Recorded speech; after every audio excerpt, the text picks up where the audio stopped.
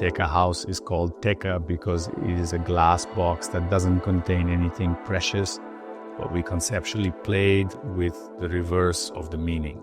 It offers users and those inside the opportunity to be immersed in the naturalistic context, which is particularly pleasant.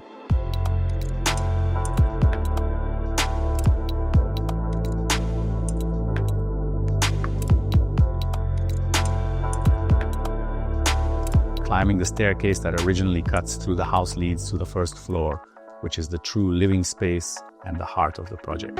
It is completely surrounded by sliding glass doors with floor-to-ceiling glass panes embedded in the floor and ceiling, making the frame almost invisible.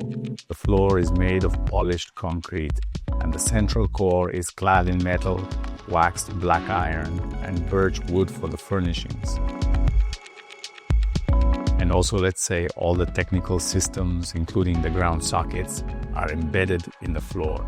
So a whole series of details have made the space very light, very invisible, yet actually very complex and sophisticated. Moving on to both sides, the kitchen side is also a compact element, and everything here has been carefully considered, from the faucets to the burnished steel used for the sink. We've aimed to maintain consistent color effects throughout the project. Opposite the living area, there is a small through bathroom that overlooks the staircase and faces the rear side, creating a sort of bridge across the building. On the side opposite the kitchen, we have an area that is a small lounge with a small sofa and a small bookshelf, a space of tranquility. This space then transforms at night, where the bed comes down and becomes a sleeping area, yet in a completely open space. With the elevator next to the bed, we can go down to the ground floor. On the ground floor, we have access to a single fully glazed room, which is inside the original stone rustic building that has been restored. And on the -1 floor, we have technical rooms, a bathroom, and a multi-purpose room that the owners sometimes use for entertaining friends, showing films, or holding small business meetings.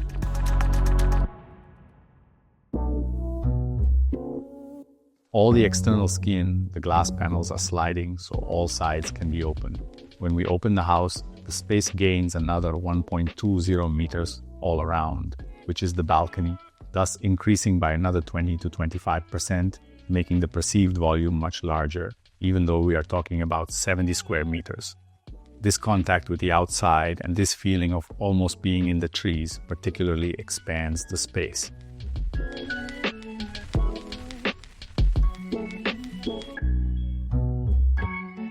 The furniture was entirely conceived and designed by the studio, including the seats and tables that echo the flaring of the external architectural wings.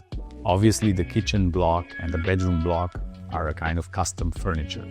The lighting was considered at the structural stage.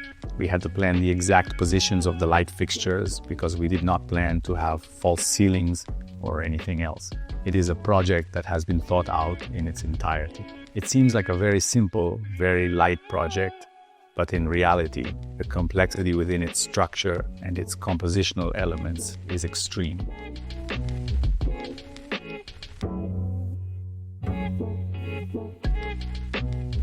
This property has been completely revamped.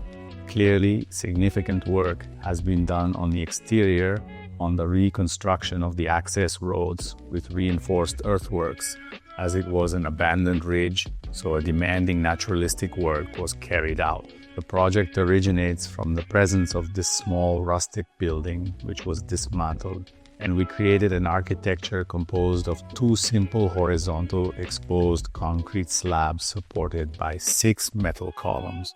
This plays a bit with transparency and has allowed for a new communication with the local context.